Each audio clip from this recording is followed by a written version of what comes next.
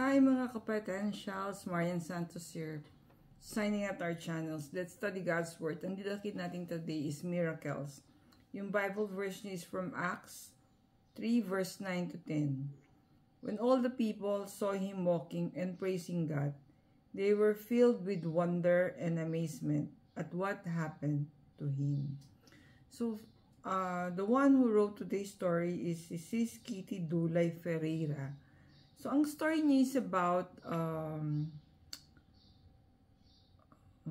funds, no? So, she was tasked to raise funds for some beneficiaries. So, sabi niya, it's an undaunting task. Medyo big task siya to solicit funds for certain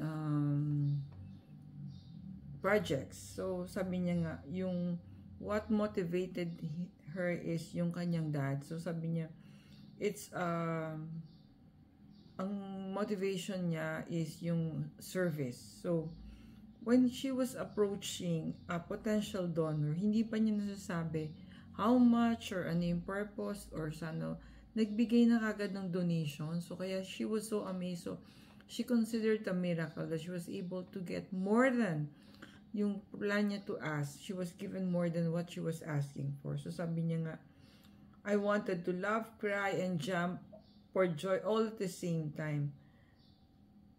But I was too shocked to do any of this. So, pagka yung na-amaze ka more than your expectation niya nga, usually that's your reaction. It's unbelievable.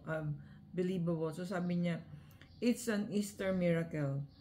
So, the donor's generosity flowed from God's generosity. So, parang inaano niya, the Lord was the instrument kung bakit niya nakuha itong miracle na to. So, sabi niya, no, miracles are never intended to bless just one. They have a ripple effect on others if we allow ourselves to be the channel of that generosity. So, miracles are God's signs that points us back to Him, the source of all. Lord, don't let your blessing end with me. Remind me to use them to bring your gaze to others. Stay safe, everyone. God bless you all. Thank you for watching. See you on our next video.